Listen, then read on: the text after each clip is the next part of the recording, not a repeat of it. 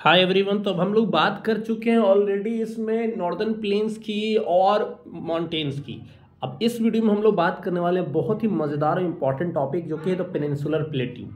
देखिए, बहुत सरल तरीके से हम लोग समझते हैं। पेनिनसुलर शब्द को पहले समझते हैं, फिर प्लेट्यू को समझेंगे। पेनिनसुलर उसको कहते हैं जो चारों तरफ से पानी से घिरा हुआ। बिल्कुल गलत, तीन तरफ से पानी से घिरा हुआ। जैसे भारत को अब देखिए, यहाँ पर से इंडियन ओशन नहीं, अरबियन सी है, नीचे इंडियन ओशन है और यहाँ पे बे ऑफ बंगाल है। यही क्षेत्र जो है प्लेट्यू का क्षेत्र है, इसलिए इसको पेनिनसुलर प्लेट्यू कहते हैं। अब प्लेट्यू को ही पठार कहेंगे। टेबल लैंड स्ट्रक्चर होता है, यानी नीचे से थोड़ा उठेगा, मेज टाइप का, और ऊपर में बराबर हो जाता है।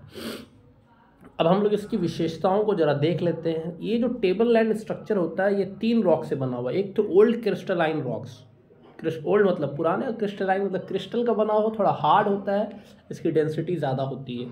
फिर है एग्नेस, यानी एग्नेस रॉक आप जानते ही हैं कि जब मैग्मा होता है वोल्केनिक इरप्शन के कारण बाहर लावा के फॉर्म में आता है, और जब कूल होकर जो रॉक बनता है वो एग्नेस कहलाता है। और जब टेम्परेचर और प्रेशर के कारण रॉक में जो परिवर्तन आता है उसको मेटामॉर्फिक रॉक्स कहते हैं।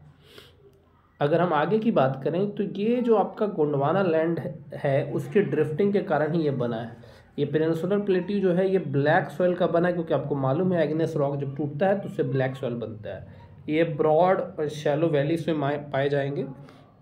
इसके दो डिवीज़न है, सेंट्रल हाईलैंड्स और डेक्कन प्लेट्यू। आइए हम लोग मैप पे समझते हैं कि सेंट्रल हाईलैंड और डेक्कन प्लेट्यू हम किसको कह रहे हैं। इस मैप में आप आराम से देख पाइएगा कि ऊपर का जो क्षेत्र है ये सेंट्रल हाईलैंड्स है, और नीचे का जो क्षेत्र है ये डेक्कन प्लेट्यू कहला रहा है। यानी साउथ इंडिया में जैसे ही जाते हैं तो डेक्कन प्लेट्यू कहलाएगा। तो हम लोग एक एक करके देखते हैं। सबसे पहले हम सेंट्रल हाईलैंड को कवर करते हैं। देखिए, सेंट्रल हाईलैंड और डेक्कन प्लेट्यू में जो सबसे बड़ा इंपॉर्टेंट चीज़ जो आपको समझना है कि नीचे यहाँ पर एक नर्मदा रिवर है। नर्मदा रिवर के ऊपर वाला जो क्षेत्र है वो सेंट्रल हाईलैंड, और नीचे वाला जो क्षेत्र है वो डेक्कन प्लेट्यू, यानी नर्मदा रिवर इसकी बाउंड्री है। अब हम सेंट्रल हाईलैंड की अगर बात करें, इसको सेंट्रल इसलिए कह रहे हैं क्योंकि ये सेंटर में, और हाईलैंड यानी ऊंची भूमि है। इसको कहते हैं मध्य उच्च भूमि हिंदी में।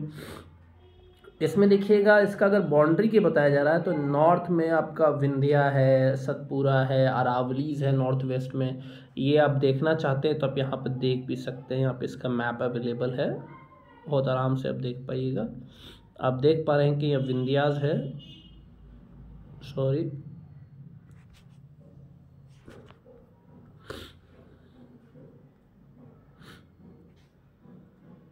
आप देख पा रहे हैं कि यहाँ अरावली से नॉर्थ वेस्ट में, यहाँ विंध्या है, सतपुरा है, और इधर छोटा नागपुर प्लेट्यू। तो ये पूरा एक्सटेंशन इसका जो है वो सेंट्रल हाईलैंड कहलाता है। अब इसकी अगर रिवर्स की बात करें, अगला पॉइंट है इसमें रिवर के बारे में ही चर्चा की गई होगी कि इसमें कौन कौन सा रिवर इम्पॉर्टेंट है।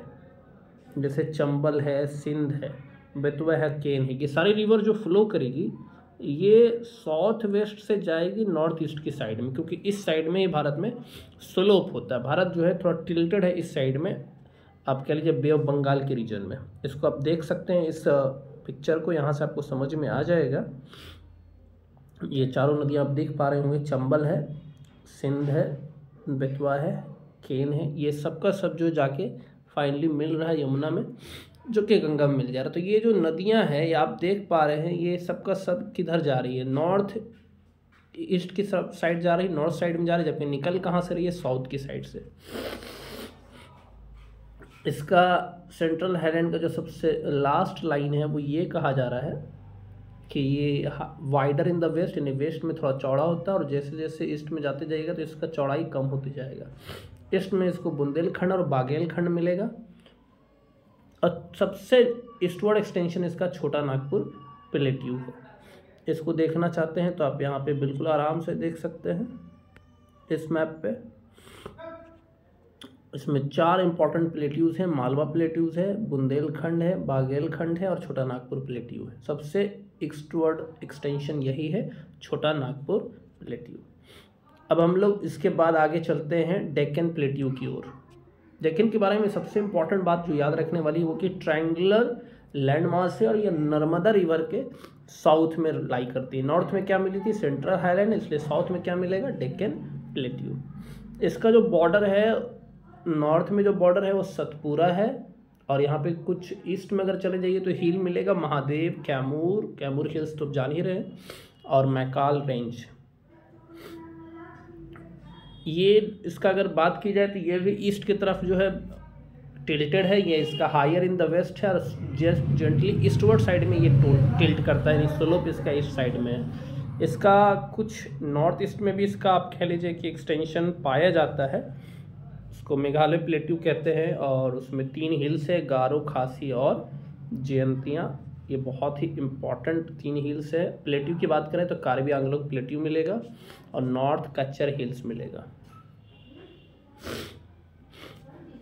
तो ये आपका, अब इसी में आगे हम बात करें तो इसका वेस्टर्न एज और ईस्टर्न एज में अगर आप देखिएगा, नहीं वेस्टर्न किनारा ईस्टर्न किनारा में वेस्टर्न घाट एक साइड में और एक साइड में ईस्टर्न घाट देखने को मिलेगा। आइए इसको डिटेल से समझते हैं। इससे पहले एक बार थोड़ा पिक्चर को देख लेते हैं। ये देखिए हमारा जो हिमालय है, इस ऊपर वाले क्षेत्र को ट्रांस हिमालय कहते हैं, क्योंकि हिमालय से ऊपर का क्षेत्र हो जाता है।